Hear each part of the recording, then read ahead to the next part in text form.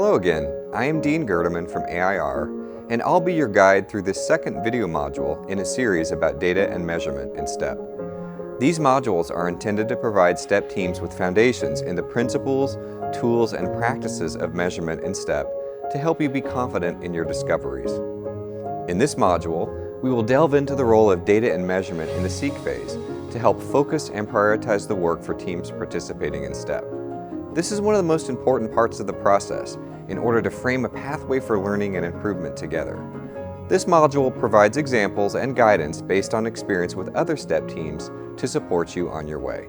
In the Seek phase, you'll be gathering and using available evidence and your experiences to collaboratively decide on an important challenge facing teaching and learning in your school, a challenge in which teachers could work together to improve. Developing a clear, specific, and shared challenge and aim statement is the core of your work in this phase.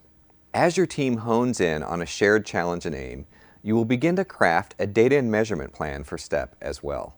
Thinking carefully about your measurement approach, even at this early stage, will help ensure you are confident of your discoveries down the road.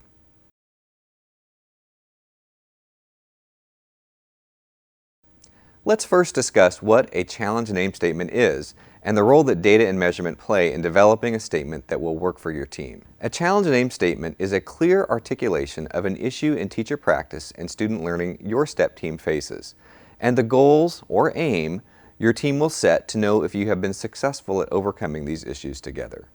The challenge part of the challenge and aim statement should consist of an important and common area for improvement with respect to what a student should know or be able to do, and the classroom teaching practices that promote student learning in this area. This deep look at a standard or a component of a standard should incorporate how current teaching practices and opportunities for teacher collaboration may be associated with student performance. The challenge chosen should be one that affects a majority of classrooms in a school, or at least the majority of STEP team members, if not all teachers are participating directly. It may help to think of the challenge as a particular problem of practice you face together. The aim part of the challenge and aim statement is a goal for improvement with at least two aspects. One, a measurable team or school-wide expectation for student performance or skills related to the challenge. And two, a commitment to explore, test, and share practices that may help students meet these expectations. It may help to think of the aim as the desired outcomes, in terms of teaching and learning, that you hope to achieve through STEP. A key assumption of STEP is that through the systematic and collaborative focus on solving authentic challenges, conditions for professional collaboration and sharing of positive practices should improve as well. Let's pause here a moment to look at a couple of examples. Now that you have a sense of what a challenge and aim statement is and looks like, let's highlight how to gather and use data to decide together on a challenge and aim.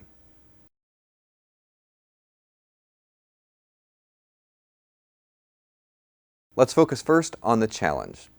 You may have already begun working with your coach to discuss challenges you and your students are facing in terms of meeting the expectations of new standards. In these discussions, you will draw on your own professional experiences and observations, which are important types of data that you can use to decide on a challenge for STEP. An important question to ask is, to what degree are these observations and experiences shared among your team and the broader school community? If they are, then you are likely onto something. Data and measurement can deepen your collective understanding of challenges related to student outcomes so that you can select one to focus on in STEP. There are a couple of ways you might do this. First, your team could review and interpret existing data on student performance and use that to inform your selection of a challenge. Second, your team might gather, analyze, and interpret new data through tailored student assessments or surveys, if needed, to inform the challenge. In addition to identifying an important challenge related to student outcomes, in the Seek phase you will also be working to understand and document typical or common teaching practices that may be helping or hindering teachers' ability to help their students learn the selected standard or competency. First, through dialogue, you will share with each other the instructional practices you are currently implementing in your classrooms with respect to the student learning challenge. In these conversations, you might also bring to light the conditions and approaches to professional collaboration and teacher learning currently in place in your school that may influence individual teaching practice. Second, your team could also decide to gather, analyze, and interpret new data on teaching practices through more formal teacher interviews, observations, or surveys, if needed. Together, this type of evidence will help you develop a challenge that encompasses student performance and related teacher practices. Let's hear about how One Step team developed its challenge statement. You may remember Atalia Lee from Module 1. Here she is again, talking about how her team from Lee Elementary School developed the challenge part of their challenge name statement. During the SEEK phase, the team used both their professional judgment aligned with the both formative and summative assessment they had gathered in their classrooms to decide on what their challenge statement would be. So their challenge statement, which they decided upon, was math concepts and procedures and communicating reasoning, because through both the formative and the summative assessments, they were noticing, wow, there's children that, some children are struggling with explaining their reasoning in math and also just the conceptual development. So it's a combination of professional judgment and the data. This team's approach is one way to approach SEEK, using information from existing classroom assessments to help corroborate the teacher's own observations and professional judgment. Another approach might be to use data from large-scale student assessments, district benchmark data, or student work to identify a need for improvement that your team can address through changes in teaching practice.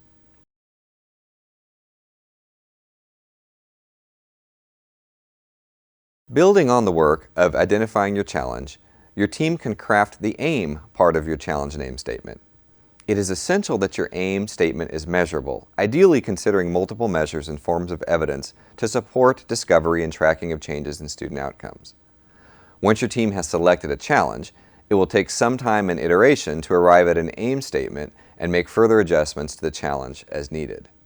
You will need to consider several guiding questions for the AIM. What does the team want to achieve related to the challenge? What kinds of evidence will you need to understand progress? And what measures will you use to get the necessary evidence? To address these questions in crafting the AIM, STEP teams draw on the measures used to identify the challenge, as well as other types of measures the teams will want in the future. For example, you might identify the challenge based on evidence from a single benchmark assessment used in your school, but propose a measurable AIM that incorporates other sources of evidence you know will be needed, such as student work or weekly common classroom assessments. Note that in one challenge name statement highlighted previously in this module, the AIM component was not tied to a specific assessment, but was potentially measurable through a variety of means. An AIM statement could be linked with specific assessments, depending on the local focus and circumstances.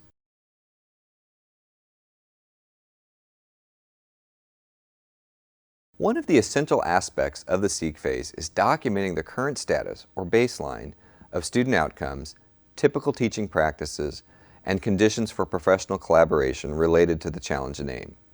This baseline will derive from the data and evidence used to craft the challenge name. Establishing baseline will help focus your team's effort and help you and others understand progress over time toward the AIM.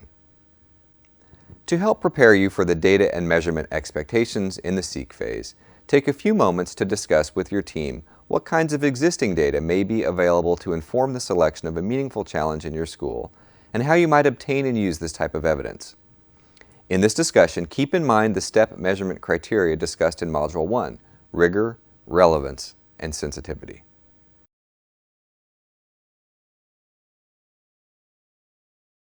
Welcome back. You probably talked about available sources of evidence for student outcomes, for example, portfolios of student work, district benchmark or unit assessments, teacher-developed classroom assessments, standardized tests, test prep items, student surveys, or behavioral measures such as discipline referrals and student absenteeism. It could turn out that there is no existing data source that really helps the team understand the nature and extent of the learning challenges you are noticing in your classrooms. In that case, you will need to be creative and adapt or develop your own instruments and collect new data. For example, if your team wanted to better understand students' ability to support their claims in writing with logical reasoning and evidence, you might need to develop an assessment and rubric that could measure these skills among students, and develop a survey or interview protocol to examine how teachers in your school are currently teaching their students these skills. And if your team wanted to better understand the opportunities and barriers for sharing effective practices in this area, you might develop a teacher survey that gets at levels of professional trust, time and space for sharing, willingness to take risks with teaching, or other professional conditions that can influence teaching at your school. More information on how to develop, pilot, calibrate, and score these instruments will be available in your Coach's Playbook.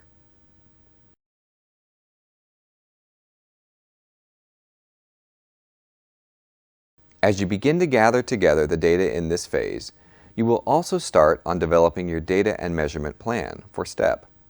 The plan is a roadmap for getting from seek to share, and from identifying your challenge to measuring progress toward achieving your aim. The data and measurement plan is an important tool to help teams gain consensus on what to measure, how, when, and for whom, in addition to who is engaged in what data activities. The plan, with support from coaches, will help ensure that the work of STEP teams responds to the criteria of rigor, relevance, and sensitivity. Thinking of the plan as a roadmap is useful because there are waypoints and detours along the way in STEP, and your team may go off-roading from time to time as you explore new territories related to a challenge name. You may decide to circle back to the beginning and choose a different road. The data and measurement plan can change as the team learns, but developing a plan in SEEK will help your team map out your work. Thank you for watching this video, and good luck in your important work in SEEK. In the next module, we will be revisiting the STEP measurement criteria and discussing the role of data in the Discover phase.